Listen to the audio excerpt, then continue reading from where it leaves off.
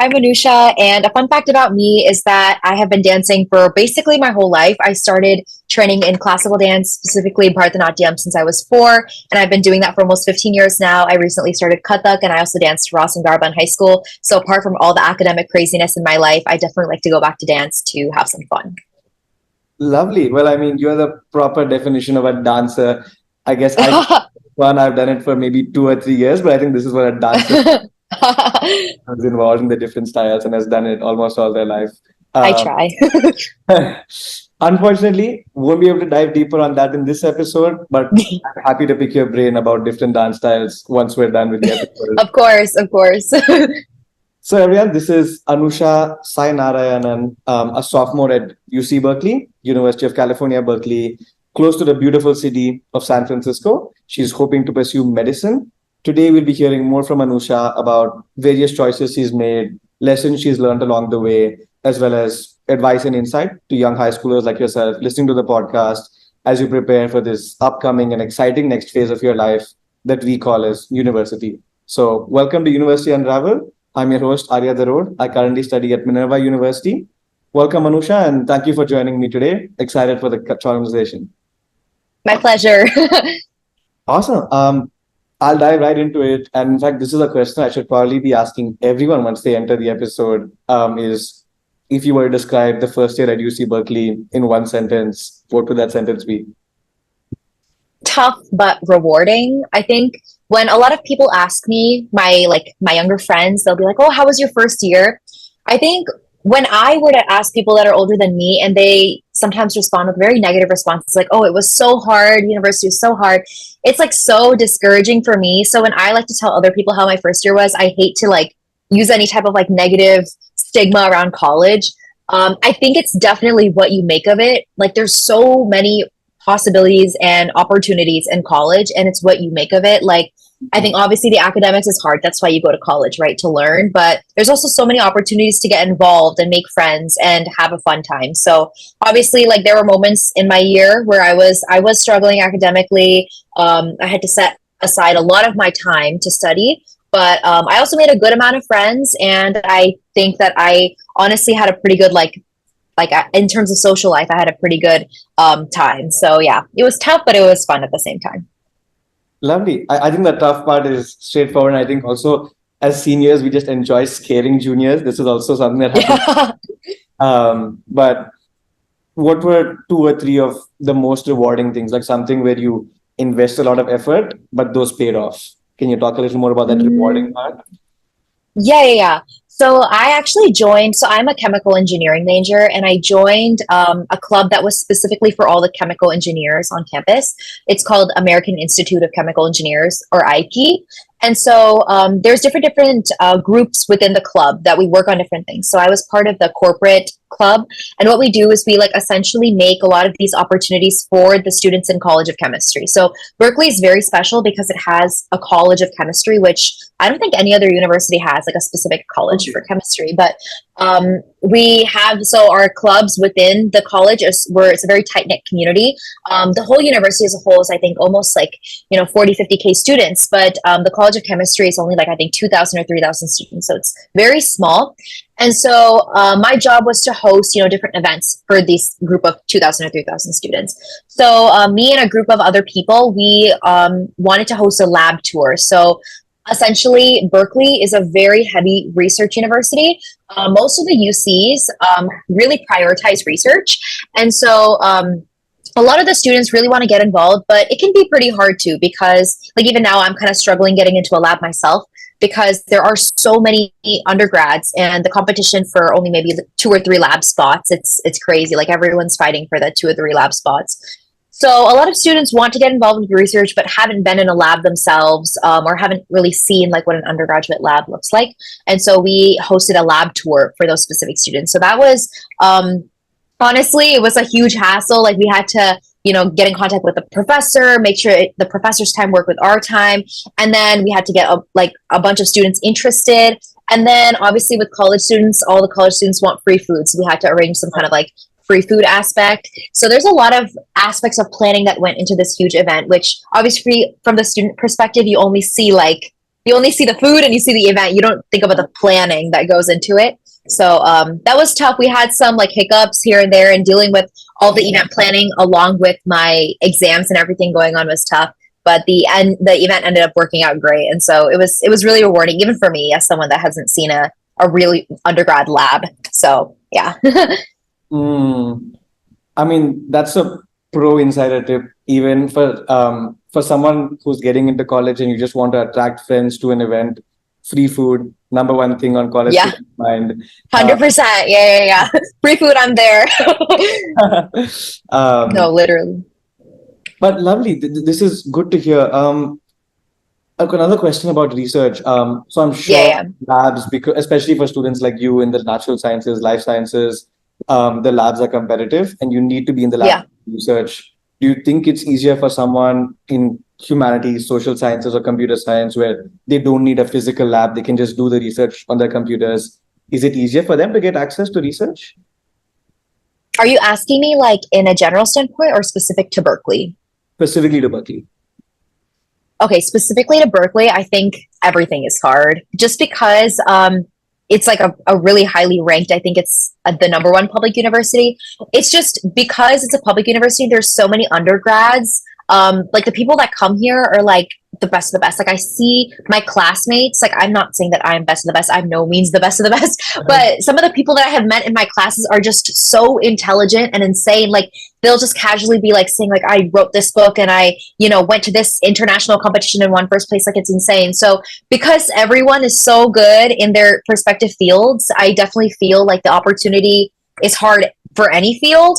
But that being said, I do think it would be a little bit easier than the natural sciences or the physical sciences and life sciences, just because students that want to go into a professional graduate program in healthcare, they are required to do research. And so all these students that are in, biology, chemistry, physics fields, they are, essentially scrambling to get into a lab because we only have 2 or 3 years. And some students like me, like we want to go straight from undergrad to professional school. So it's really important that by at least sophomore year, we're in some kind of lab doing research. But for other humanities, computer science fields, as per my knowledge, it is not a requirement to have research to get into master's programs or to get internships. I know my friends that do have internships, they have done research, but I think that's just something that will make their application look better. It's not a requirement. So I think in comparison to the life sciences and physical sciences, it's easier, but it's Berkeley, so everything is hard and there's competition for everything. So yeah, I wouldn't say anything is easy. What's a good way to stand out as a potential research applicant versus all the other competitors? Um, there's a lot of opportunity for getting involved in like small scale research. So I haven't been part of a real lab myself, but I'm in this program called University Laboratory at Berkeley. It's called ULab. And it's essentially dry lab research. So there's wet lab research where you're going into lab, you're actually performing experiments. And then there's dry lab research, which you take previously published research papers and you take data from an experiment that's already done. And you write your own research paper using those research papers and the data you found online. So I was able to participate in that program. It's a year-long program this year. I also, for one of my chemistry classes, they allowed us to conduct a small research project, like in the curriculum of the class.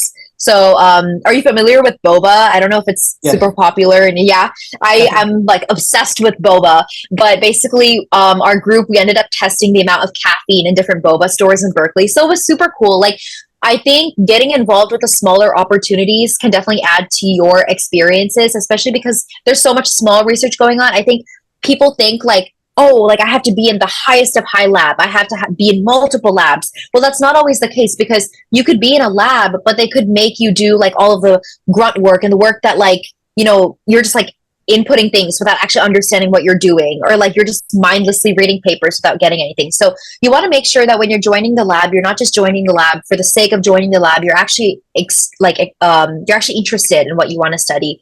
But also upon joining the lab, you have to make sure you're actually getting something out of it. And sometimes takes like a couple weeks and months to like get the feel for that, as for what my friends say. But at the end of the day, like everyone wants to contribute. So I know it can be hard to find a lab and stick to it, but Is it not a better option then to? I'm sure there are tons of labs in San Francisco, the Greater Bay Area. yeah, Is it yeah, not a yeah. better option then to, like, let's say, through a UC Berkeley professor or another contact, get access to a lab outside of campus and then do that for the summer? Is that not a good option? No, I think that's totally possible and very popular as well. I think a lot of people, so right next to the UC Berkeley campus, maybe like 30 minutes away, you can take public transportation. There's the University of California, San Francisco, or UCSF, which is a primarily healthcare teaching facility. It's not a school for undergrads, it's only a professional school. Their medical schools, I think, ranked like top 5 in the nation for public medical schools. It's great for primary care. A lot of people go to UCSF for research during the year and during the summer. I know a good amount of people that stayed there over the summer. The one thing why I know a lot of people are not drawn to that is because of the commute. The public transportation isn't necessarily the safest. And if you're commuting, 2-3 times a week, like, and you never know, sometimes you could be in the lab at till like 9 or 10 at night. So when you come back, like, it's not particularly safe to be by yourself on the BART. The BART is the public transportation, but I know a lot of people really enjoyed their experience there. So I think there's pros and cons. For me, I'm really trying to look for a lab at Berkeley, just so that in terms of proximity and just like availability, like if they want me in, I can just go immediately. But if it's UCSF, I have to plan because now I have to take public transportation to get there, right? But there's a lot of nearby resources. I know there's a I think it's called National Laboratory or something close to Berkeley. It's like about a 10-minute bus ride from Berkeley. And I know a lot of people do stuff not in UCSF, but in San Francisco. So there's a lot of opportunity. Don't get me wrong. There's like so many places, but the obstacle is like how to get there, the time commitment, all of that things you need to consider, especially because you're a full-time student, right? Not a full-time researcher. So, yeah. I think especially for international students, we don't think as much about safety until we're actually in the place and we realize that Yeah. safety is such a crucial choice in a lot of decisions we make, where we Yeah. hang out, what time we are out late till, who we are with, even an opportunity 100%. we want to be in a safe location, because we're also away from the comfort zone of family and close friends. And so we definitely want to Yeah. nothing is happening. And so I've had a lot Yeah. of students who didn't think that safety would be such a big factor, but their parents are so specific that, like, let's say my friends, their parents are specific that they want them to study only in specific states and not in others, just because Oh, interesting. Okay. um, Yeah, I know Berkeley is definitely a place you should be considering safety. I mean, I know most of the people I was one of them. I was really scared of the safety aspect, but at the end of the day, I ended up thinking about it and I was like, I'm getting a world-class education for an amazing price and it's a public school with so much opportunity. So I was like, okay, I just need to sacrifice safety in this aspect, but that doesn't mean that you forget about it. Like everywhere you go, like safety has to be at the back of your mind. In Berkeley, in San Francisco, like but yeah, I absolutely. agree with you. Absolutely. You've brought up chemical engineering, and I said you're pursuing medicine. So just to clarify Mhm. this for viewers, I think would like to say that you spent the first year as a chemical engineering student, and now you're trying to transition into a medicine major. Correct me if I'm wrong. Oh, no. So basically how it works in United States is you get a bachelor's degree in anything. It can be anything, as long as you take the necessary prerequisite classes and then you go into medical school. So I know in some other countries, for example, in India, they do high school and they take the NEET exam and they go straight into medical school. And I think that's the same thing in like Australia, London, so many different places. And I know a good amount of people that actually went international for medical school so they could finish it faster. But here, that's not the case, sadly. So I will be pursuing chemical engineering for 4 years, Okay. and then I will be applying for medical school. But this medical schools have certain requirements, like, oh, you need a year of chemistry, a year of biology, a year of physics. So I have to make sure I'm taking all those classes so I can apply. Interesting. And so you're saying the value add for, like, the appeal factor for someone who's coming from India to the US is just a shorter duration in terms of overall studying length at medical school? US to India. US versus India. Yes, correct. Yeah, exactly. The Okay. reason people go to India or any other international place is primarily, I think, cost and also the ability to finish quicker. And a lot of my friends that are of Indian origin, they are comfortable going back to India because they go to India often to visit their family. I personally was also considering going to medical school in India for a little bit in high school because I go to India every couple of years. I'm very familiar with it. I have family there. But at the end of the day, I decided to stay here. But I do know people that make that decision, and it is a huge one because that also is like going international, right? So yeah. Want to talk about just the size of UC Berkeley as an institution? It's a huge public university. I have a friend who chose Minerva over UCB. And just one of the factors in her mind was just that she wanted that smaller classroom and that smaller college feel. So some people might fit in well. For some people, it's too big. You've got an incoming freshman slice of the statistics I saw were 14 to 15,000 undergrads. What do you think about the size? Is it a net pro to your experience or a net con to your experience? There's pros and cons, like you said, but I think for me, it's definitely more of a pro. I always knew that I wanted to go to a big university, because I like that feeling that like every day I go onto campus and I can see a completely different set of people, which is actually really funny because that's what I thought about like Berkeley is this big school, but I always, in my freshman year experience, I swear to God, I run into the same 10 people every single day. But that was a really important thing for me is that I wanted a big group of people. And I just love how there's like so many different communities and so many different backgrounds. And I love like learning about like where people came from. And there's a good amount of international students at Berkeley too. So it's always super cool to hear from them. But actually, surprisingly enough, I thought all my classes were going to be, humongous. And some of them are. I think my math class had like 750 students in it. But we also do have smaller section classes for each class that we have, which has around, I think, 20 to 30 students. So even though my lectures are huge lectures, or the smaller discussion sections definitely feel very close knit. I'm able to make friends. I talk to the TAs or the graduate students, instructors. So yeah, I feel like I get an equal balance between the huge lecture setting and the small group setting. I would say the con about that, like I would talked about earlier, is just the competitiveness for all the activities.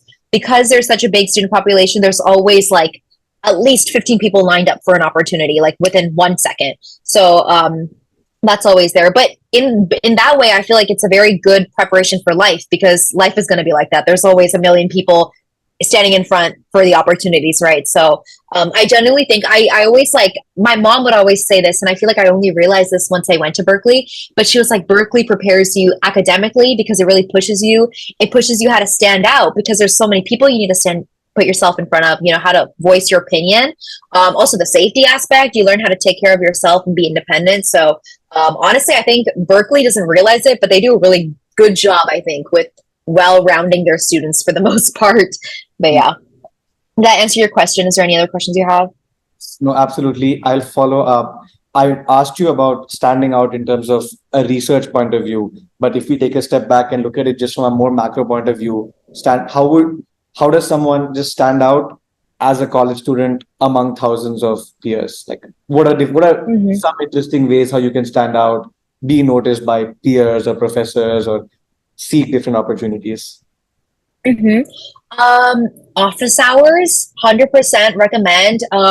It's very easy as a college student to be lazy, and once you finish your lectures, you just want to go back to your dorm or your apartment and just sleep. But the office hours is such an awesome opportunity to meet the professor one-on-one and meet other students, because all the students that come to the office hours, and they're not many usually, maybe before exam time there'll be a little bit more. But usually if you go on like an off-peak time, there's not many students there. And the students that come are the very dedicated students. They're the students that want to form study groups, want to ask the professor for various research opportunities. So if you want to stand out and if you want the professor to know your name, 100% go to office hours. At least for me, in a lot of my classes, they would do like demos in chemistry and physics. They would like pull out a student from the audience and they would be like the main demo in the experiment that we're doing. So I guess in if you're asking me in that sense, you could stand out. So many clubs, a very easy way to get involved with things that you're really passionate about.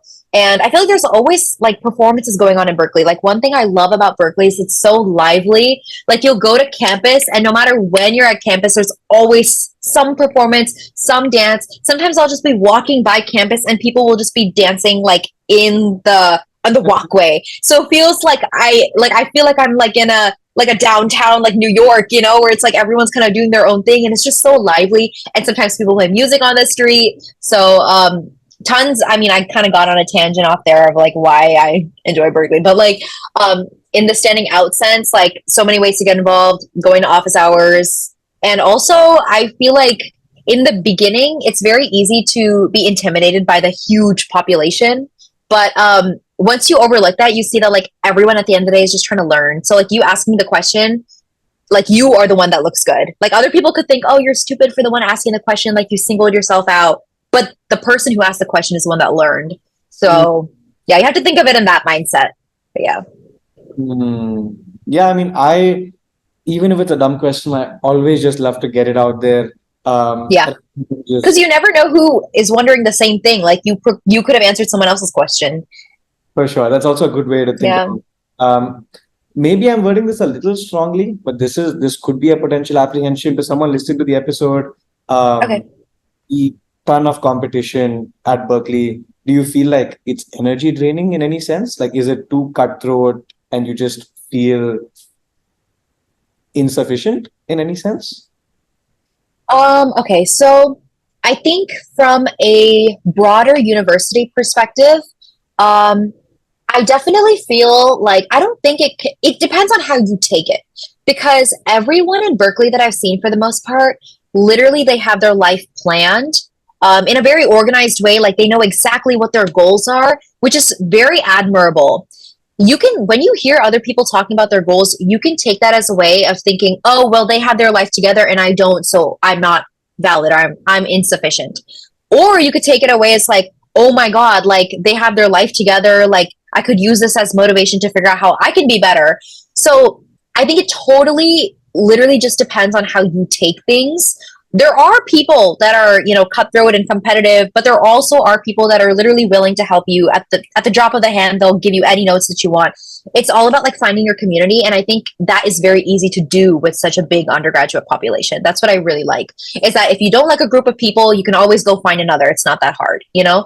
And I think that within College of Chemistry specifically, it's so nice. Like I think all the people, because it's such a small community, we're all like very supportive of each other. I have not really encountered anyone that's necessarily mean or cutthroat in the College of Chemistry. So I love having like that small community. Maybe university wide, it's a little bit more cutthroat, and I wouldn't say toxic, but it just sometimes like you can definitely feel if you take it in a negative light, you can definitely feel lesser than after hearing what other people's plans are. But like I said, it's how you take things. Like you can take it as a way to improve, or you can be like, oh, they're ruining my day, you know. Yeah. But I would say when comparing it with other universities in terms of toxicness and competitiveness and whatever, it's definitely up there. Yeah, I just feel, yeah, everyone just kind of has their own thing going for them. But yeah. This is why I love getting just students on the podcast versus, let's say, adults. Is just you're also able to be very candid and authentic because you're in the atmosphere itself, and so Yeah.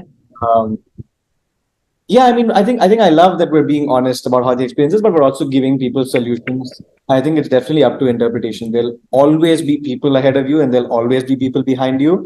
One, your choice who you'd like to focus upon, and Yeah, 100%. your choice whether to be intimidated or inspired. Yeah, I have that's so found true. like people who are my age who are actually more like my mentors at Minerva than my friends. Like people who are so wise and so sorted, but they're just so willing to help out. And so that's how you bridge the gap, is just asking, how are you so sorted in life? Like, how do you know what you're doing? And I think 9 out of 10 people in my experience are willing to help. Leave the one person that's not. Yeah. That's okay. Yeah, most people are willing to help as long as you're nice about it and you ask. Like people are very willing to help you out. So that's honestly one very positive thing that I've experienced from university. I thought people were going to be, you know, kind of cold and like off-putting, but everyone has been really receptive to all of my questions, which is really nice. Lovely. I think this is also where you take advantage of seniors, like people who have Yeah. walked the path, made the mistakes, more experience than you, at least by a few years, is definitely where they can help you out with, let's say, the freshman year, all the things you're figuring out and all the difficulties.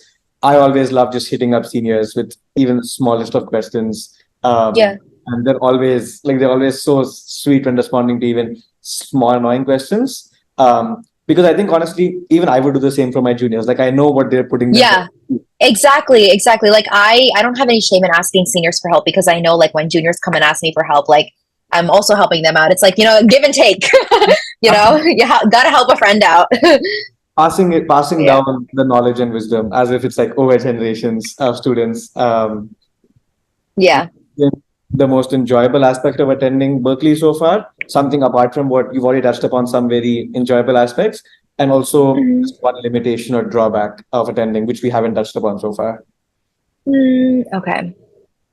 One thing I love about Berkeley is that, or like what still excites me is that I feel like I spent a year there, but I'm still like, I still haven't feel like I haven't experienced the campus at all because I feel like I go to the same three spots like during the semester. And then after that, I come back for winter break. And then again, I go for the same three spots where I have classes. There's like so many more restaurants I need to try, so many more places I need to visit. I need to attend so many concerts. So I feel like it's like an endless world of like possibility. Like there's so many things that I can still see in my next 3 years. So I'm excited to see like what I do next year, and I hope that I can do something new. In terms of limitations, I feel like so I think that my freshman year, I think I really limited myself to like my little bubble. I was always, so we at Berkeley, we only get a 1 year dorm housing guarantee. After that, we kind of have to, we are either like, we can try to get campus housing, but we're not guaranteed it. Most people live off campus starting from their second year in apartments. So a lot of the times would finish my class and I would come back to my dorm. I was very like homebody. Now that I look back, I kind of wish that I went out a little bit more. But also in hindsight, I always knew I only had 1 year in the dorm, so I was trying to soak up every moment in the dorms because I'm never going to be able to live in like a dorm setting like that again in my life. So I was always kind of like in my bubble. I don't think I said this earlier, but a lot of people from my high school actually came to Berkeley. I think almost 60 students. And I wasn't friends with every single one of those students, but I had my very close friends. A couple of them were from high school, and so I would always like come back to like. I feel like I would like come back, go to class, come back to my dorm, and talk with my high school friends. Like I feel like I could have maybe expanded my network a little bit more. I mean, don't get me wrong. I joined clubs, I did activities and stuff, but I definitely don't think I put myself out there as much as I could have. Like I didn't reach my full potential, which is something that I'm hoping to do in sophomore year. I want to go to office hours more. I want to join more clubs, and actually like I didn't really join many clubs of things I was passionate about. So I actually want to try that next year. That's my limitation. But yeah. No, I mean, when I joined Minerva, I was definitely it starting out. It felt like a big limitation that I don't know anyone. Like I knew Yeah. absolutely nobody, even the few Yeah. students. Yeah. But I think being there and then not knowing anyone was such a good push factor to me. Like I have no friends. I have to go and make friends to actually go Yeah. and interact with new people and chat with them. Hmm. So, yeah, as you said, in your case, it definitely is very easy to come back to the same old, well-known friends. But putting Yeah. it out there is important, like getting out of that Yeah. comfort. Because I came to a university with 40,000, 50,000 students, it would not be like good of me to just like, talk to I mean, I love my high school friends and they're like my go-to people, but I also need to meet new people and like, that's how I extend my network, right? So that is something I'm trying to work on. But yeah. And I think even previous episodes I've done where I've heard where people are in third or fourth year, a lot of them have the one common thread of advice is especially second year onwards, when let's say by chance you go off campus and you do independent housing, it's still very important to spend a lot of time on campus because then Yeah. otherwise you actually become very disconnected from the community. Like you could just be living there, going to class, coming back, spending all of that time with your 3 or 4 friends who are living with you, but you totally become detached from campus life and events and social life and meeting new people. So even in your case, even for someone who's doing independent housing, just spending as much time on campus, like just walk around, find things that are going on, find events. As you said, find the dancers in the street. Berkeley is Yeah. definitely like a little city in itself. Um, Hmm. yeah, I'm glad we touched Yeah, on it. that's true. Would love to rewind a little bit and talk a little about your high school days as a high Okay. schooler, and would love to walk through. UC Berkeley is a dream school for many of the people listening to this podcast. Sure, they would just love to get an insight into how you made your application as strong as possible. So I always love to leave grades out, leave the SAT, Yeah. ACT out. But apart from that, I'd love to dive into both extracurriculars and essays, how you differentiated yourself as an applicant. Okay, yeah. And lucky for you, the UC system doesn't even consider ACT, SAT. So we don't even have to talk about that. But I would say my biggest thing was continuity in my activities. Um, my essays were centered. So, like I said, and I guess I'm talking about it. But in my teaser, I mentioned that I'm a dancer. So one of my essays was about my journey in dance and how I used all of the classical things that I have learned in my life and applied it in the real life. And so even now, even though I am done writing my essays and I have no obligation to dance anymore, I'm not trying to prove to anyone anything. I still do it because it's my passion. And so a lot of the times when I like read essays with my friends or just like people in general, or when people talk about what they're going to write about, I see that they write like essays over things that I can tell that they're not super interested in themselves. Like they're very much doing it to like impress a college. And yes, you want to impress the college. Like that's the goal at the end of the day, but at what cost? Like you need to make sure like if your passion is something that you're trying to impress the colleges with, I feel like it's a lot easier for the colleges to like you because you're talking about something that makes you happy. So that comes out in your language, right? In the way that you write. So I think that's so important. Like you need to pick an activity and stick to it. Like I stuck with dance for 15 years. Like that's always been my thing. And so I knew like by default that I was going to write about it because it's such a huge part of my life. Another thing that I wrote about speech and debate. So I was super involved with public speaking. Growing up, I was always, I was always the talker, the extroverted girl. Like in sixth grade in my middle school, they had a speech program where the high schoolers that ran the speech and debate team, they would come to the middle school once a week and teach the middle schoolers. And so my mom immediately was like, Anusha, you need to try this. Like, this is your skill, talking. So I was like, okay, I'll do it. And I did it in sixth grade and seventh grade, and I hated it. And I literally remember telling my mom, I was like, I'm going to quit. I can't do this anymore. She was like, no, stick it out for 1 year, and then you see. So I tried it again in eighth grade. So I did it all 3 years in middle school. And I applied to be a captain for the speech team, and I actually got the position in eighth grade. So that was super exciting. That made me love the activity even more because I had some kind of leadership and I was able to teach other people. But obviously, middle school is not something really college looks at. They really look at mainly your high school activities, right? But this made me lead on to continue this activity in high school. And so I was very, very fond of and part of the speech team in my high school.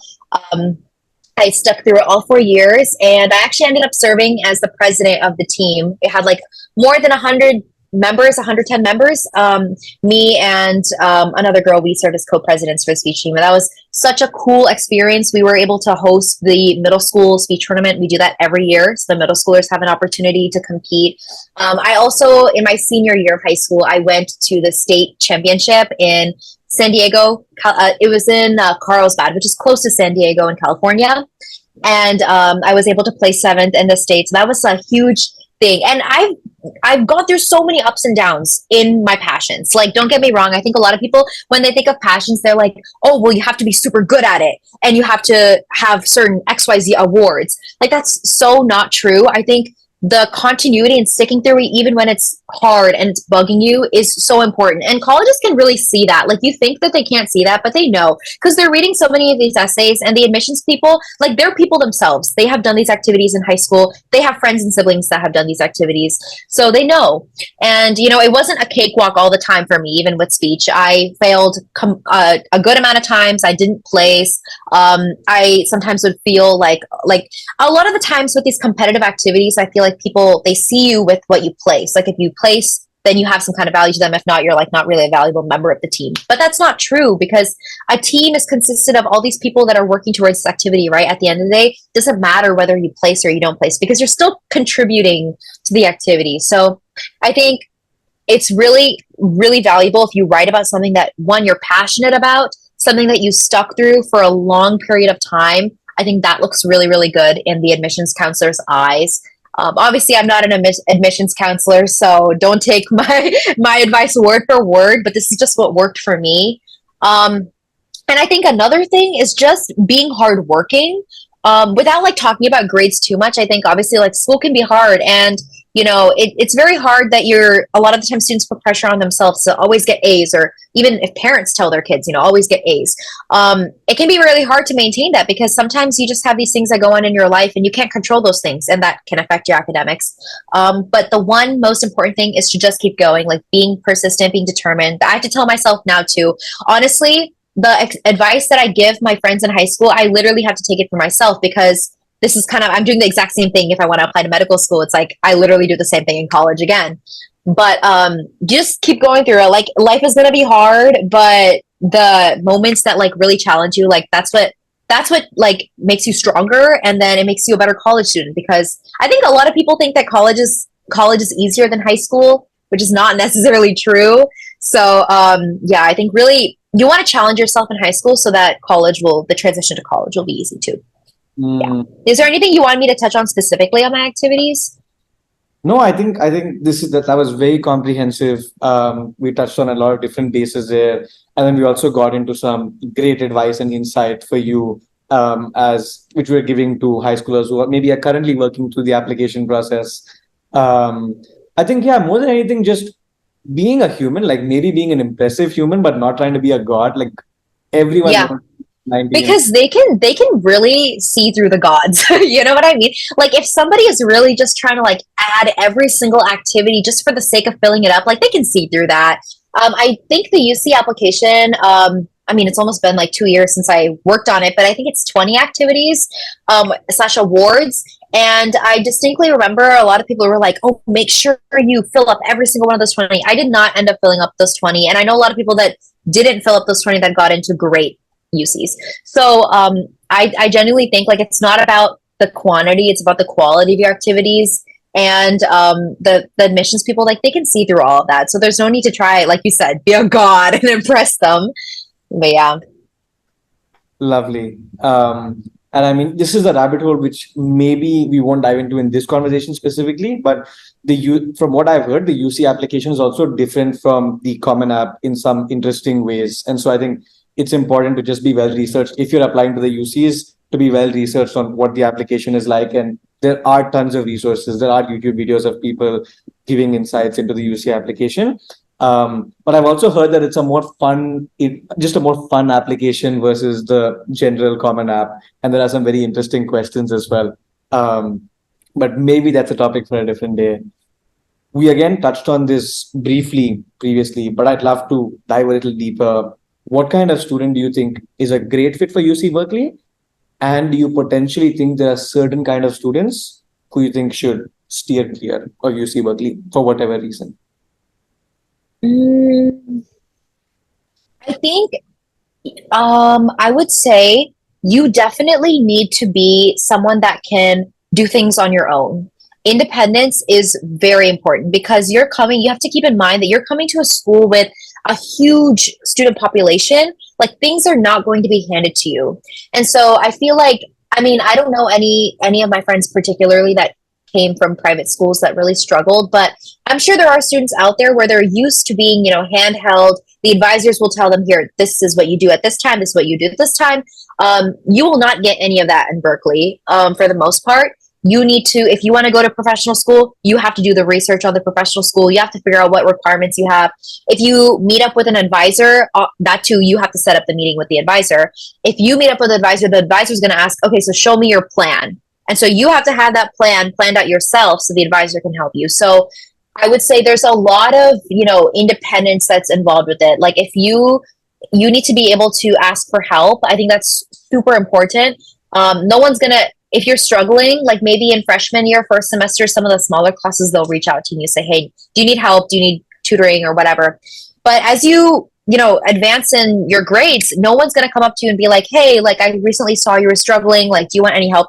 You need to go to office hours. You need to make that a priority in your education to ask for help. So I think I wouldn't say that any student is not fit for Berkeley. I think people can change themselves to make themselves a very successful Berkeley student. And a lot of students come, being more introverted and they like truly excel in Berkeley too. So I don't want to say that any student won't be a fit, but I would say if you are considering coming to Berkeley, you definitely need to think about just the ability to ask for help. You have to be, like we said earlier, like put yourself out there. Even if you're not the one that's doing the demonstration and the experiments during class, like you should be able to go to office hours and, hold a conversation with your classmates and the professor. Like that's a given. So, that's what I would say. Yeah, sounds like communication skills are important to develop in whatever way before university. Yeah. Also been interesting thread across episodes that especially students going to smaller colleges, liberal arts colleges, very important to be able to just share your thoughts, communicate, raise your hand and ask a question, be bold in that sense. And asking for help is also just something where a lot of us feel like in some way it reduces our own self-worth or self-esteem.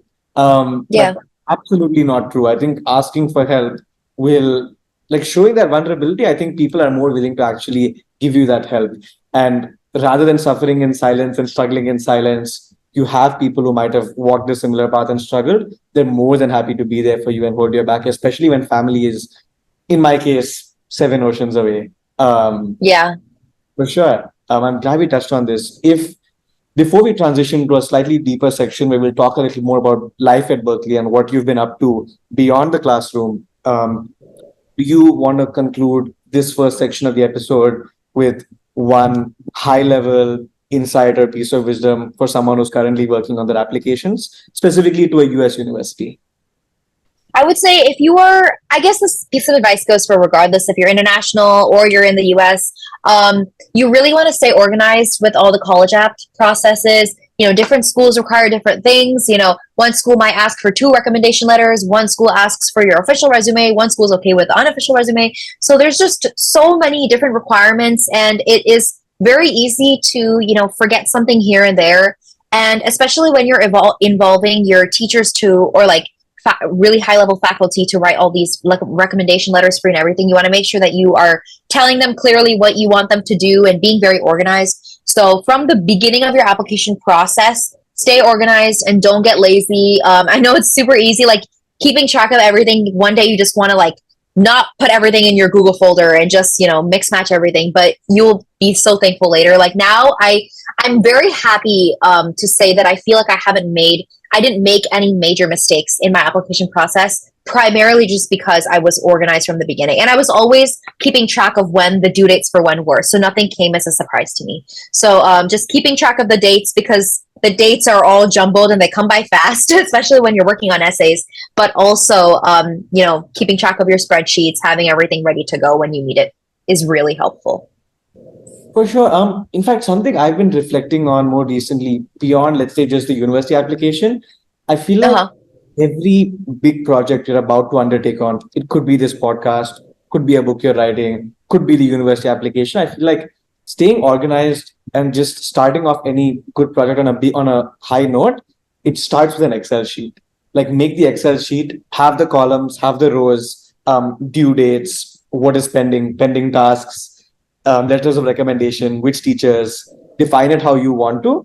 But like in my case, I had a beautiful Excel sheet, and that really helped me stay on track with the university applications. When was what due? I color coded it versus trying to just be running around all the place, having everything in your mind. It'll also just take up too much mental space and be a cause of stress and overwhelm. So I really love that we agree. Organizing, Google Drive, Google Folder, Excel sheet. Very valuable. These tools are at your disposal. Awesome. Well, we will transition and fast forward a little bit. I want to talk about the first year at Berkeley and how it's been for you. Maybe some questions here will be super basic, but we've all asked these simple, basic questions before we jumped into university. So I'm sure the answers you give here are valuable to a high schooler listening. Let's start with just what a typical day at UCB looks like for you. All right. So for me, I get up, I look at my to-do list. I always like either the night before or the morning of, I always write a to-do list of whatever I need to do during the day. So I get up, look at my to-do list for the day. And then recently, usually I don't eat breakfast like super early in the morning. So I'll go to whatever class I have, come back, and then I will eat lunch in my dining hall, which is going to change next year because I don't have a meal plan anymore. So I have to be cooking myself, but I'll eat lunch and then sometimes I'll study in my room or I'll try to go to the library sometimes with my friends or some kind of outdoor study space. And then attend any classes that I have in the afternoon, evening. And then in the evenings, that's usually reserved for, calling my parents or just like time to myself. I think in college, like, it's very hard for some people to understand this, but like you can be really like drained socially. Like if you think about it, in high school you just go to school for like what, 7 8 hours, and then you come back and then you can just be quiet for the rest of the day. That's fine. But in college I was literally socializing up until the minute I go to bed. I was talking to my roommates. So it can be really hard to find time for yourself in college. So in the evening I try to like, sit on the balcony, have my little main character moment, talk to my parents. Sometimes I'll have club meetings, so I'll attend that.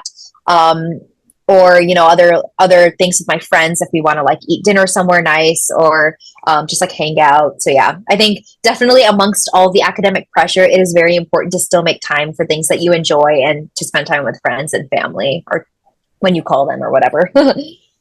And I think generally my observation is that the schedule for college is less structured than high school. Yeah. Of us in high school, we go to school. Even once we come back, we have these classes which our parents have booked for us, and we have these different Yeah. activities. Especially at Minerva, we've only got classes for like 3 hours a day, Monday to Thursday, and so we've got just so much free time. You can schedule it how you want, wake up when you want. A Monday can be the day you go and party, and a Sunday can be the day you're studying all day. Yeah. So I think it's important to have some sort of a rough schedule. You stick to it, gives you familiarity. You get more comfortable with the environment you're in as well. And I would love to emphasize this whole point on spending time with yourself. I know Minervans who just love to get outside the building and just walk around the city on their own, listen to music, or go to and be in different communities which are even non-Minervans. Because after a point, Yeah. it definitely can be to some extent tiring or draining to just be with the same people all the time, or even with people all the time. So making that, Yeah. especially for the introverts listening, um, college socializing can be draining. I think it's important to socialize. Like you have to make that transition and become a little more extroverted if you want to make the most of the experience. But feel free to take that time on your own and feel free to be open and honest with people about when you need that personal time and when you don't want to be spoken to or disturbed. Um, Perfect. No, You, yeah, I agree. anything else you'd like to say on this? No, I think honestly, I think like you mentioned, I think it's very important for introverts, but actually I was pleasantly surprised by as an extrovert, as someone that like loved talking, I never expected to be so socially drained. So I think one thing that I noticed that I feel like I changed from college is I became a little bit more introverted in that I definitely do need my 1 hour by myself a day time where I'm just not bothered by anyone, and I was really not expecting that at all. So I think maybe for all the extroverts listening, maybe you'll change in college too. It's not just the introverts. But yeah, Interesting. that's all I Yeah, have to say. I love that. I love that add-on. I want to briefly just touch on. So I think in from what I've heard from you, the lecture system seems pretty straightforward. You go to Yeah. class, you sit with whatever hundreds of other students, listen to that lecture from Hmm. the professor, take your notes, and then move on. You also touched upon a different style of classes where you've got the smaller classes, discussion based, 20 to 30 Yeah. students. Maybe I'd love to deep dive into that and what types of classes have these 20 or 30, like what types of subjects or courses have these small classes, and how are they different from the typical large lecture? Okay, so I think most classes at Berkeley actually have what they call a discussion section. So you have a lecture and then you have a discussion section. And then for a lot of these science classes, they have like a lab component as well. So, for example, for almost all of my classes that I took, so this past summer, or no, this past spring semester, I took a computer science class, I took chemistry, physics and math. And for every class, there was a lecture. And then, not including math, I had a lab. I had a lab for computer science, chemistry, and physics. And then I had discussions for all of them. And so, lecture, like you said, is pretty straightforward. It's just the professor presenting. And that's also an opportunity for students to ask questions, but they don't answer a lot of questions. And then the labs is where they expect you to apply what you're learning in lecture. So with computer science, it's like a project. And then with chemistry, like I'm like physically doing the experiments. With physics, I'm also doing the experiments. And then the discussion section is a wonderful opportunity to make friends in your classes because it is a smaller section. It's like 20 to 30 students. But also the discussion sections are usually hosted by a PhD student or a master's student. So, they're closer to you in age, so they're a lot more approachable. So a lot more people ask their questions during the discussion section.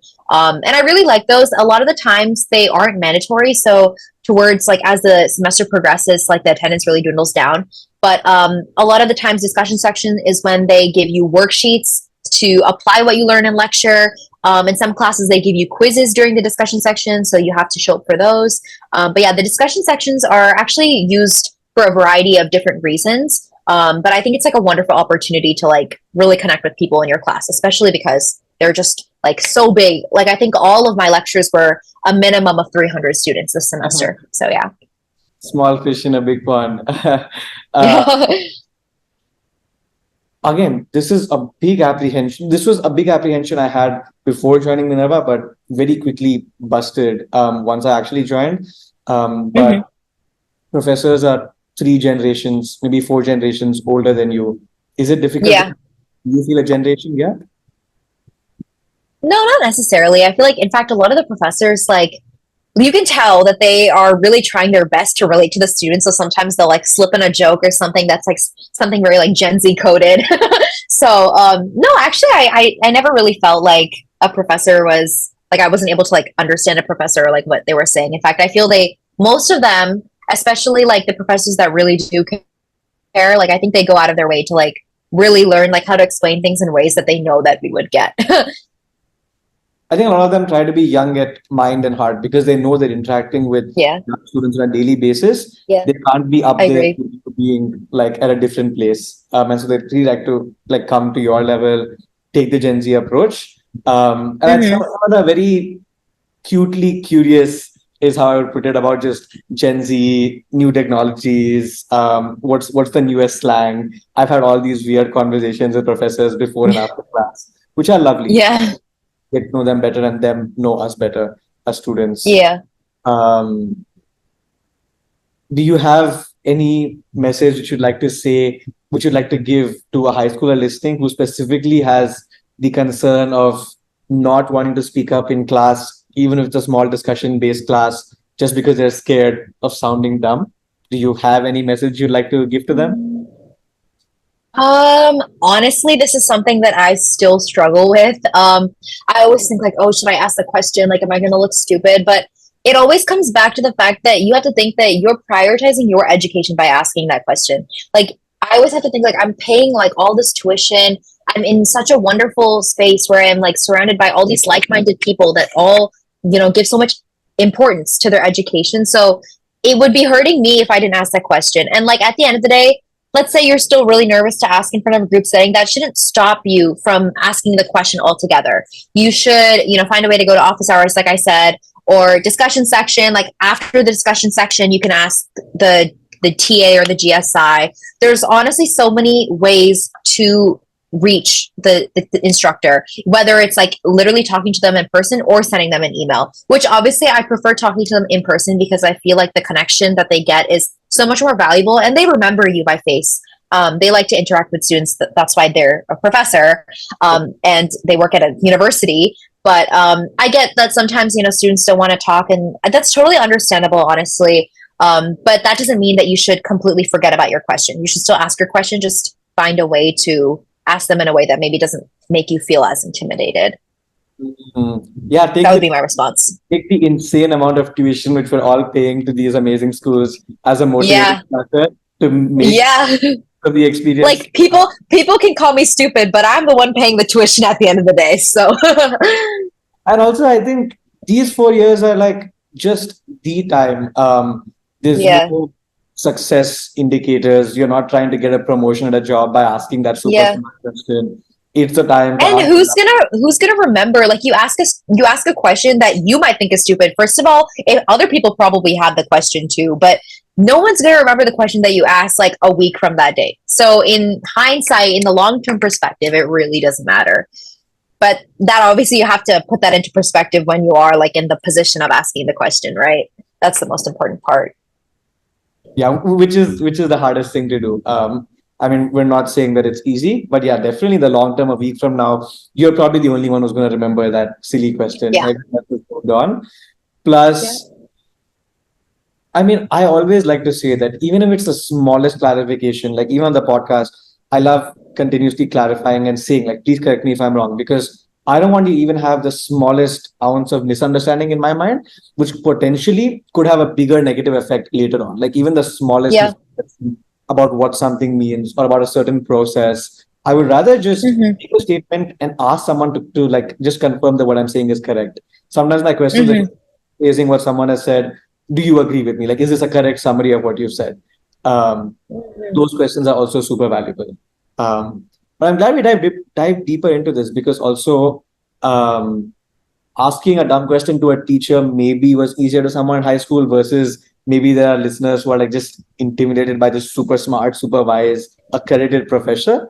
But I think in a refined sense, they are also just teachers with a PhD. It's just how I like to put them in my mind. Yeah. Treat them like that. Treat them as just a mentor and a teacher. Don't consider that you are on a different level and they're on a different level. Like try and bridge the gap. Yeah. And they also try to Yeah. as much as they Yeah. can. That's a really nice way to look at it because they're also people and they have their own lives. They have so much insight to share. And so they want students to hear that. That's why they're in this profession, right? So I think I've had beautiful conversations with professors about like beyond academics, their hobbies, yeah. personal lives, their parenting journeys. The more you humanize them, you'll also build a personal relationship with them, which is also professionally valuable once you graduate. Yeah. So invest in the Mm-hmm. personal relationship more than I'm sure every other day they get asked questions about research, about their work, about get asked a Yeah. question. I feel That's like so true. a bold thing to do, but like talk to them about personal stuff. I'm sure, depending on level of comfort, some professors are very happy to dive into it and enjoy. Yeah. They also become more human. That's been the beauty of like me hosting the Humans of Minerva podcast. Is I literally have a formal excuse to talk to professors about their childhood, their struggles in life, their parenting journey, their hobbies and downtime. And it's so much Mm-hmm. that I have just never thought. I always just thought of this person as an economics PhD or a chemistry PhD. Yeah. Um, Yeah. in what ways do high school classes not prepare you well for the intensity and the rigor of university classes? Like, what are gaps? Um, I'm gonna be so honest. I feel like the classes that I took in high school, really, I mean, it didn't really prepare me for Berkeley in terms of just how cutthroat it was gonna be. Or just not even cutthroat, it's just like how sudden of everything was gonna be put on me. But I think the level of difficulty, I was definitely prepared in high school. I mean, I took a good amount of AP classes. I didn't take lots. Like my entire schedule wasn't AP, but I was taking a couple of AP classes, and I genuinely think that challenging myself in high school, when I look back, I'm very happy that I did it. It obviously made high school more difficult. When I look back, like my high school it wasn't all sunshine and rainbows. I struggled, but I think it made my transition to college so much easier because I had already known what it felt like to, grind something out or, spend hours working on a project. I was already used to sitting for so long studying. So it's okay. But I think definitely like when I talked to some of the other people I know from high school and they were like, oh, I really don't want to challenge myself in high school.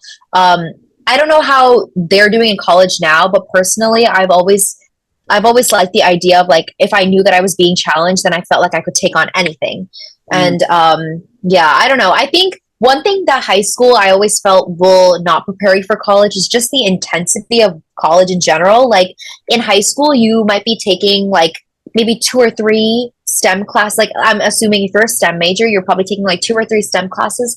But in college, like for the most part, your whole schedule, or if not like most of your schedule, will be just those classes. And so, yes, you can probably take on like one or two classes, like totally fine. You've done it before. But when you're thinking three or four, it can get really hard. And like I said earlier, I'm taking four STEM classes this past semester. It really like tested my patience because it was something like I had never experienced before. And it's just a learning curve, you know, that's like what college does to you. It prepares you in the field of your major so that you're successful wherever you go. So you just have to, I think, come into college with an open mind and you'll do okay. Obviously there's just some things that high school won't prepare you for that you learn specifically in college, but that's also the nature of college, right? Like it's fun when you have a new type of struggle. Obviously, if you know exactly the battle you're going to be facing, it's not as fun, right? So when I look back, it's like, okay, I struggled, but I learned a lot, so it's okay, you know? Yeah, I mean, like the invisible opponent is fun. That then when they become visible, to go and take that fight and take that struggle is also fun.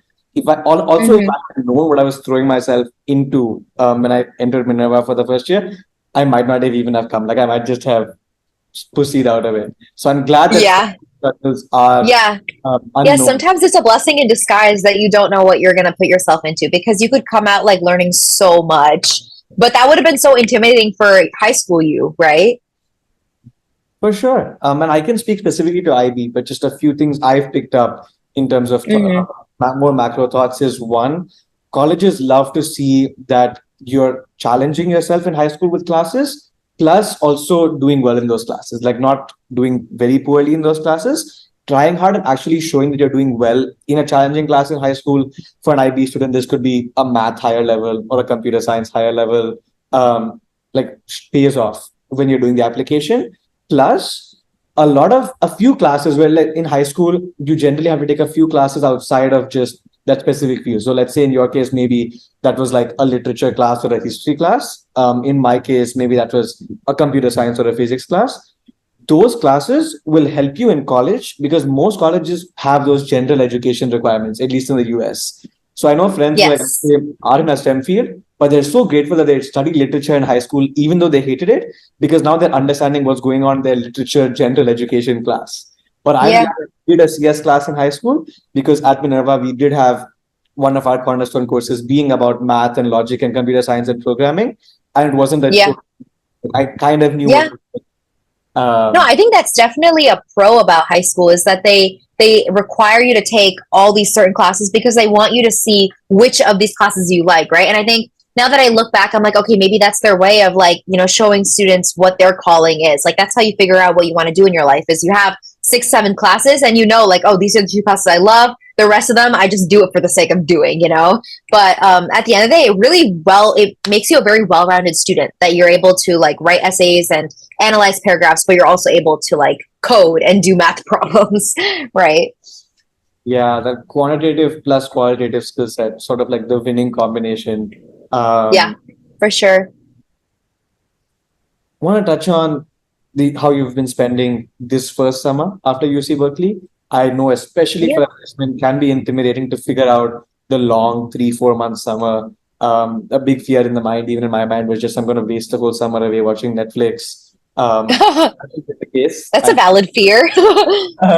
Um, but yeah, I mean, apart from the internship, which I'm assuming not everyone gets after freshman summer, what are other creative or interesting ideas to spend a good summer?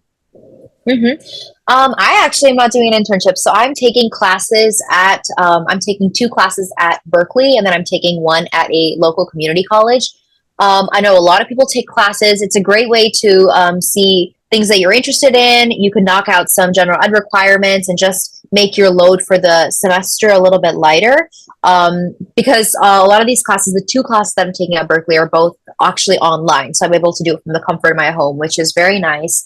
But I think in general, if you don't want to take classes and you don't want to do an internship, there's so many other ways that you can still have a quote unquote productive summer, like you can volunteer. I know so many people that do really cool volunteering opportunities. I know someone that has gone to Philippines to do some volunteer work there, like some medical related volunteer work.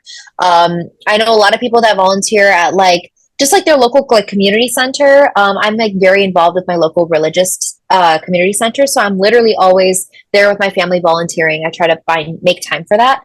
Um, but yeah, you could volunteer. A lot of people tutor also. Tutoring is like either paid or unpaid. I think it's like super fulfilling. And especially if you're tutoring a subject that you enjoy or it's your major, it will help you and make your foundations better. So I think if you don't want to take classes, tutoring, volunteering, they're all wonderful options. Sometimes people have their own passion projects going on, own like personal well-being projects. I would say having a productive summer doesn't always equal like focused like major specific summer, if that makes sense. Like you don't need to be doing something related to your major the freshman year summer, as long as you're being productive with your time, but that doesn't always entail being at a 9 to 5 job, right? So I don't know, hopefully that answered your question. Do you want me to talk about anything specific or? No, lovely. I think we did touch upon a lot of bases, and I think it's important to get creative. It's not one size fits all. Whatever works for you. Yeah. One thing I was thinking about over summer, when I was also having these kind of negative thoughts about whether I'm wasting the summer away, is especially when you jump into that first year of college, you engage in a lot of new activities, but a lot of old hobbies or old passion or old things which you used to care about get thrown to the side. In my case, Yeah. fitness, spending time with high school friends and family, drumming, creative writing. I'm just listing out some of my hobbies. Yeah. For about the whole first year, I threw all of those to the side. And I was just more focused on the different things going on and figuring everything out at university. But come home in the summer or wherever you are in the summer, reconnect with those old things, reconnect with old people, reconnect with past hobbies, take care of your health and well-being and fitness, which you can do much better in your case, let's say at home, eating that strong and healthy food and getting that time to go to the gym. I think meditation for someone like me was, maybe it's an excuse, but I found myself too busy to do like a longer meditation, which I was used to at university, coming back home and doing that. So optimizing well-being and going for the next year of college as well charged, as well refreshed, full of warmth, having seen your family, feeling loved, and Yeah. ending on a high energy note, because it's going to be an intense semester and an intense No, year. 100%. Yeah, yeah. But that was something that I actually left out. I totally wanted to mention like reconnecting with their own hobbies. That was a great point. Yeah. Lovely. Um, in your case at Berkeley, you also had high schoolers from your high school who came in as friends. But I'm Yeah. sure one of the most valuable aspects of college is going beyond that core circle. That for some people that could be, like in your case, known people. In my case, maybe the Indians at university, where we have some sort of cultural connection. Going beyond and really interacting with people from all kinds of cultures all over the world with crazy life stories. What's been your sort of journey or process for meeting new and interesting people at Berkeley and getting to know more about them and potentially having them be your new friends? I think that I have met the most people just directly through my classes, um, and also through clubs. I think I didn't talk about this earlier, but I think it's so important. Like as a college student, you get very lazy after a while. Like all the college slumber, it's real. Like some days, if we don't have class until 10, we're not going to be up until 9:30, right? But and especially once you start getting lazy, it's very easy to just like stop going to your classes and like neglecting all of that and just saying, hey, like the lectures are uploaded online, so I'm just going to watch from my room. But you don't get anything from sitting in your room and watching your lectures. You know, you don't make the in-person connections. You're not able to like relate with other people, and just like seeing other people around campus, like that itself like brightens my day. So I'm just like in my room by myself. I don't get any of that. So I think, you know, obviously once the semester or the quarter gets really busy with school, it's valid if you like skip a class here and there to make time to study. But I would say the first couple weeks of school, it's so important to go to every single class because you never know who will show up. You never know who you're going to meet. And I would say that is literally where I met most of my connections. Immediately when I asked them, we're like, hey, what high school did you come from? Where's your hometown? What's your major? Just some introductory questions. And then within the first 5 minutes, we like get each other's social media. So then we can, reach out to each other after. And like a lot of those people that I met in the first month of school, I'm still connected with them. And I hope to be when I finish college and beyond. So going to class, super important. That's how you meet different people.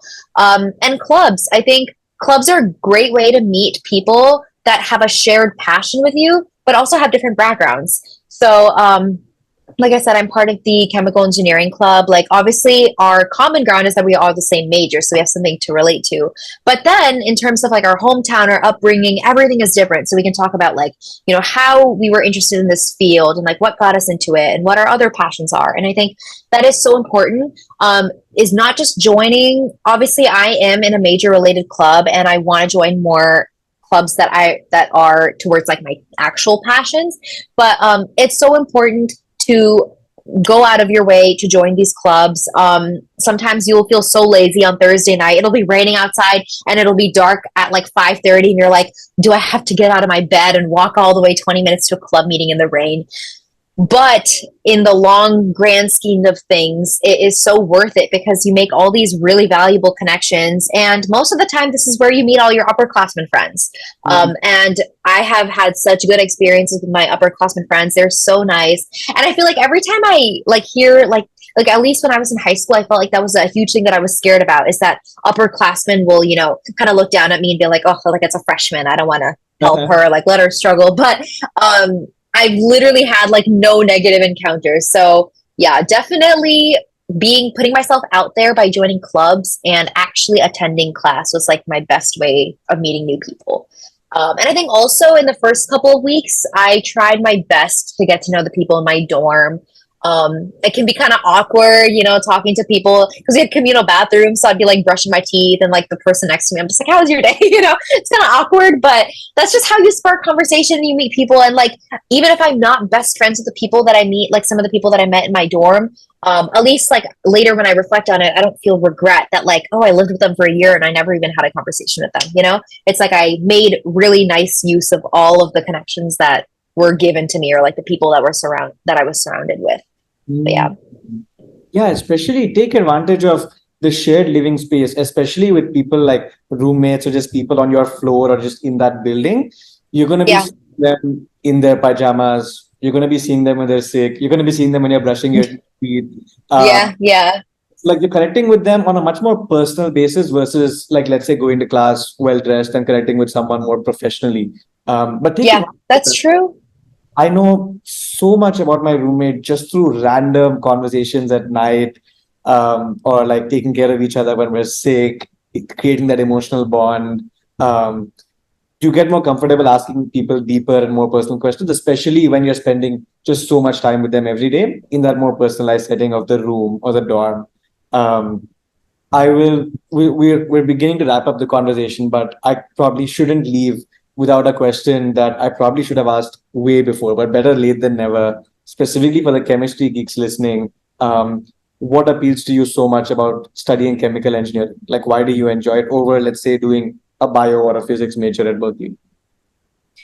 Okay, so I really like chemical engineering because of the diversity and like the different fields that I could potentially work in. Well, I'm taking classes in biology, chemistry, physics, and computer science. So it's like such a diverse, like it's like a nice combination of everything. I feel like I've tried all the subjects to know that like I to be honest, I'm not a physics girl. I hate physics. I do it for my major. So it was always between bio and chemistry for me. And I knew that I wanted to go to medical school. And so I knew I was going to get 4 years of really intense bio, anatomy, physiology there. So I was like, okay, I have 4 years of undergrad to like learn something like completely out of the ordinary. So what am I going to do? So when I was applying to college, I mainly applied as bioengineering and chemical engineering majors. And I ended up getting into Berkeley for the chemical engineering program, which is why I have that major. But I always thought of my degree as my backup plan if I do not get into medical school. That's why I'm working so hard to do engineering. I know a lot of people, when I tell them that I am a chemical engineering major, they're like, why are you doing engineering as a pre-med? Like, your GPA is going to be really low. and it's going to be super hard to come up, and you're going to be struggling. But at the end of the day, if I don't get into medical school, there's so many different fields that I can work in. I personally want to work in biotech. I think that is super cool. But there's like the oil industry, the food industry, the like I said, biotech. Like there's just like so many fields for chemical engineering, and so many job like prospects. So that's what always like I was interested in. And I knew that I would always be able to have a full-time job if medicine were not able to work for me. So that was like a huge thing when I was deciding. I knew I was going to do some sort of engineering degree. But yeah. Mm. I mean, you killed two birds with one stone. I don't even have to ask you the next question of what you see yourself doing after graduation. I think answer very plan A is Thank you. medical school, plan B is getting into the world of work, and you're interested in the entire biotech space. So Yeah. perfect. I think that's a great way to wrap up. We also have a good idea of where you see yourself going with a chemical engineering degree from Berkeley. That's the potential career options. In case anyone is interested in following a similar line or a path. I love the insight about the plan B if medicine doesn't work out. I still have something to fall back on being a chemical engineering student, and I can directly get into the world of work. Plan Bs are very Yeah. important. It's something that is Yeah. so high stakes. Especially because the medical school acceptance rates are all less than 5%. So it's Yeah. crazy. The process is insane. I don't know, maybe if you check back in a couple of years, maybe my job prospect would have completely changed and I had to take up my plan B, or I got into medical school. So I mean, I guess part of my plan that I really like is the uncertainty of it. It could go both ways, and I'm equally happy with both of my paths. So that was very important to me, that like my plan B was just as good as my plan A. Beautiful. Yes, well, I mean, we've covered a lot of ground in this conversation. We started with Berkeley and chemical engineering and medicine, jumped into things like clubs and social life at Berkeley, and a typical day and a typical class at Berkeley. A lot of good gems and advice and insight, which were like filled throughout the conversation. So if someone needs to refer back to certain sections, please feel free to. But yeah, I think loved the conversation, but unfortunately cannot let you go until we do the fast fire round of questions. So if you're ready, we'll get right into it. It's just a few quick questions. Feel free to keep your answers as brief as you'd like. They can be one short phrase or sentence. But again, just to know more of a personal side of you beyond just being a chemical engineering. Academics. Okay, I'm ready. Let's start with the most interesting class you've taken so far at UCB. I would say my computer science class. I had no coding experience, so that was a good intro. Perfect. Your favorite spot on campus? Uh, there's a cafe called the Free Speech Movement Cafe. I love to study there. Lovely. Any one book or documentary recommendation specifically for a bio geek listening to the podcast, a bio or chemistry geek? Mm, can I give you a TV recommendation? Sure. Yeah. I am not super into TV, but when I really wanted to see what like a real life hospital setting was like, I watched Lenox Hill on Netflix, I think. I thought that was really cool. Awesome. Any wise quote that has stuck with you over the years? My dad always says this, but failures are the stepping stones to success. What does that really mean? Well, like it says, failures are just as important to your success. I think a lot of people they look at their end goal and they're like, okay, if I'm not at my end goal, I'm a failure. But what your failures make your end goal, and it brings so much character and strength to everything that you're doing. So anytime I'm struggling or I'm complaining or something, my dad will always be like, failures are the stepping stones to success. And like, I just feel like that always rings in my head now in a good way. I'm so happy my dad is always encouraging like that. But yeah. Very cool. I always love whenever someone says just something wise or super insightful on the podcast. I love going a level deeper and saying, but what does that really mean? Like I had a beautiful conversation with someone whose quote was "Just keep swimming" from Finding Nemo. Yeah. Like, what does that really mean for you as a person? Mm-hmm. Awesome. Two more. We've touched on office hours, but apart from office hours, another super underrated resource at UC Berkeley, which really every student should be taking more advantage of? Ah, on the first week of school, knock on everyone's door on your floor. Like you never know who's going to be in your major, in your classes, and some of the people on your floor are going to be like your best friends. So don't be shy. Knock. Like I met the people that I'm going to live with because they knocked on my door on the first day. So go and knock on everyone's doors. Pro tip, yeah, pro tip. Maybe the occasional person is jet lagged and annoyed, but I think for the most part, it's fine. And Yeah, this is it's always awkward. Like everyone is awkward, especially someone who's coming in, they don't know anyone. They're very glad yeah. when someone actually approaches you and wants to say hi and wants to connect. It really makes that person's day. As someone who was approached, having no friends on day one at Minerva, I can say this. Yeah. The best piece of advice which a senior or an alumni has given you over the past couple of months? Okay. Actually, super cool, like funny story. I met with a Berkeley alumni just a couple days ago.